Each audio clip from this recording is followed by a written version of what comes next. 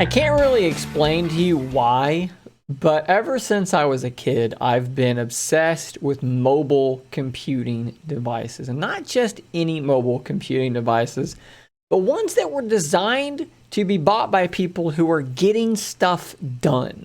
When I was quite young, one of the first things like this I purchased was, strangely enough, the Nokia N770 internet tablet. And this thing was terrible, but I thought it was the coolest thing in the world. You could play music on it, kind of. You could browse the web, kind of. It was crashy. It was buggy. But this thing was meant to be used as a really advanced PDA kind of thing with more internet-enabled things going on.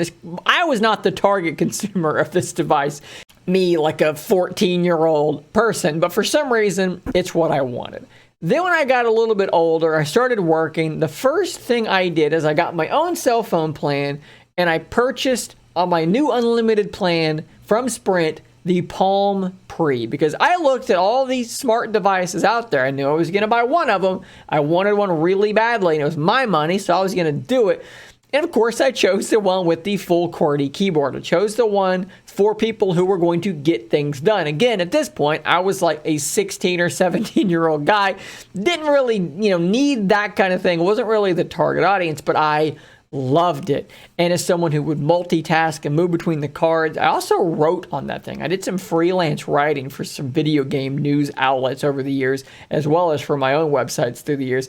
And I would type things up on that little QWERTY keyboard, and I thought it was awesome. Now, of course, there's a brand in particular that when I talk about devices with full QWERTY keyboards meant for people who are going to get stuff done, that's exactly their shtick. And that, of course, is BlackBerry. That was what they were all about. They were about communication with really good keyboards, mobile, emails, BlackBerry Messenger, communicating and just getting work done. But by the time I was ready to buy my phones, the BlackBerry brand was already in a pretty heavy state of decline. Palm was in a pretty heavy state of decline, and these Android devices and iOS devices were pretty much taking over. And strangely, it seems like that niche of get stuff done device has kind of been killed out, because we've gotten to a place where pretty much any phone is capable of getting a ton of stuff done. But there's still a small contingent of us out there that want more out of our mobile device than just being a massive slab of touchscreen that is much more conducive towards media consumption than it is towards actual productivity. In fact, there have been a handful of devices in recent memory that have tried to serve this particular small niche. One of them, of course, is the BlackBerry Key 1 I'm plugged in because I let it die. I plugged this thing in and charged it, and then I forgot to make this video and let it die, sit on the table over the next week.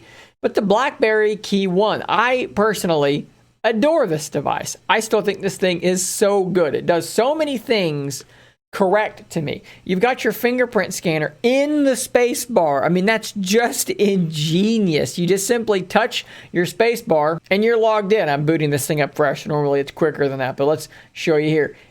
It just works. And then, you've got the fact that the keys are actually capacitive.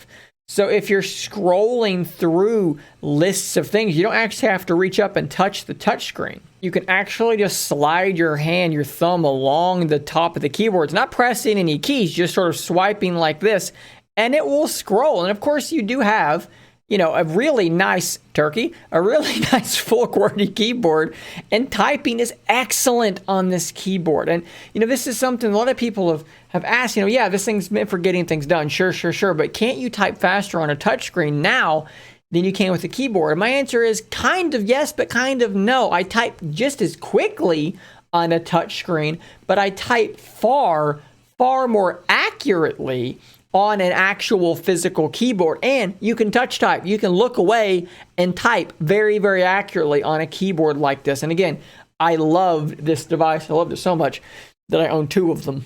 And in terms of software, there was a lot of good stuff here as well. There's a thing called the BlackBerry Hub that a lot of people really liked, where basically you have a unified inbox for not just a couple of email addresses, right? Like any email app can do that. No. This could actually pull your notifications from everywhere. Your WhatsApp, Discord, whatever you want. It'll just get all your stuff in one unified inbox. And we're going to talk about BlackBerry Hub a little bit later in this video again.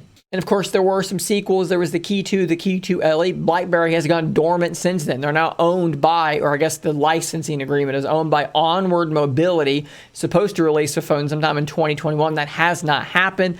Other than that, you've pretty much got to turn to Umidigi, who has the Titan and the Titan Pocket, or the Titan and the Titan Pocket, which are really the only two other full QWERTY keyboards that you can buy right now. So we've gone from there being an incredible demand and an incredible supply of devices meant for that niche of people who want to get stuff done on their mobile device, who want to work, who want to send emails, who want to network with coworkers and so forth in that way. And it's trickled down to where now there's almost nothing there serving that group of people. And what I'm going to present to you now is that the best device, the only device in my mind, that has taken up the mantle of Palm, BlackBerry, etc. The modern BlackBerry, big shock, is the Surface Duo or the Surface Duo 2. It is the only device that is serving that same niche, albeit in a very radically different way. Obviously, when we look at the more recent BlackBerry devices, that's a small screen. That's a small screen compared to most things. Here's a Pixel 2 next to it. That's a very weirdly shaped screen, but the keyboard is the most important thing, right? A keyboard makes the BlackBerry, and it's a great keyboard, but why is it so important? Why does the keyboard make the BlackBerry? Because it enables you to type accurately and quickly, which is again conducive to all the things I've said about 50,000 times. Now on Surface Duo, obviously no big, beautiful, nice keyboard to type on, but you do have two monitors, which in a very different way is going to enable a workflow that you're not going to have on a normal phone. And that's really what it's all about. It's workflow, or the primary word there being flow, because even years on, when I pick up my Key 1 and I start typing, within minutes, I am in a flow of typing where I am typing wonderfully accurate and wonderfully quick. And that is something that to this day I have never achieved on any touchscreen device. I'm constantly having to go back, tap a spot, delete, type again, or just use voice to text, because touchscreen typing breaks me out of my flow. It makes me stop and make corrections that I don't have to make on a BlackBerry style device. And on a Duo or a Duo 2, the flow doesn't come in typing, but the flow does come from moving one task to another, where one task is open, and when I start my next task, or when I have to reference one screen, one app to work on another, my flow is not broken as I have to switch between apps. They don't occlude each other, and my flow is maintained. I know that these are such radically different devices, but the idea of workflow is the most important feature of these devices, and workflow is what they both were really, really good at. And I would argue that in a modern world where everyone is just so used to typing on a touchscreen that when you show them something with a keyboard, they go, that's weird, I don't really need that. And then they try to type on it, and they're actually slower because they're so used to a touchscreen that's customizable and so forth, that this has a learning curve. It does. Now, once you get past that learning curve and you learn it, it's fantastic. But most people now look at that and go, I don't really want that. However, every person in the real world that I've shown this to, I'm going to show them something on my phone and I open that up, they all have the same reaction. They all go, wow, what is that? Because people on some level kind of do understand the whole two-screen thing. Not everybody gets it in the most full way, but people are impressed by that, and they understand it more intuitively than maybe they do the need for a keyboard. So I feel like Microsoft is attacking this niche, which still exists. There's still a demand, not as big, but there's still a demand, but there's no supply. They have recognized that the demand has changed. See, there's this misconception that people don't want a work productivity phone. No, they just don't care about having keyboards anymore. Maybe they still want phones to be productive on. They just want them to be similar to the phones that are the most popular. So you're just taking two phones and sticking them side by side like that.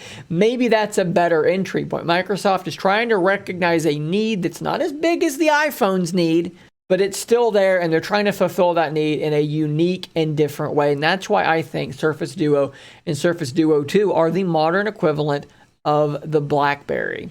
Now, I mentioned we would talk about the BlackBerry Hub again, and that's what we're going to do now. For those of you watching, maybe you were a fan of or a user of these BlackBerry devices and you love BlackBerry Hub, and you want to know if BlackBerry Hub will work on your Surface Duo 2. Well, that's what you're about to see. So this is something I've been asked several times from people who maybe were used to using the BlackBerry Key 1 or Key 2, Key 2 LE, so forth and so on, can you use BlackBerry Hub on Surface Duo 2? And the answer is yes. It's not going to span. It's not going to do anything super wild. It's going to work pretty much like BlackBerry Hub always worked.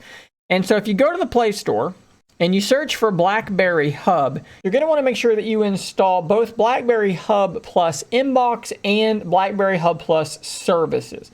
As you can see, there's a whole slew of other BlackBerry Hub apps, and I've not tested all of them, but I imagine they're going to work just fine. But once you install the Inbox and the Services app, you can then open up the Inbox app, and basically what you're going to get from this is a unified inbox. It's going to show you your email inboxes, potentially multiple different emails. You know, I've got my work and my personal here, but you can also have it show you things like your call log, Discord, Instagram, Teams, text messages, whatever applications are sending you notifications, you can get them here and see them here in this unified inbox, basically making it much more easy to keep track of everything that you might be doing. This is something that a lot of BlackBerry people are used to. It was there on the Android BlackBerry devices, like I mentioned, and it is something you can do here on Surface Duo. If you do want to span that app, it's just going to treat it like a bigger screen. You're not going to get anything in particular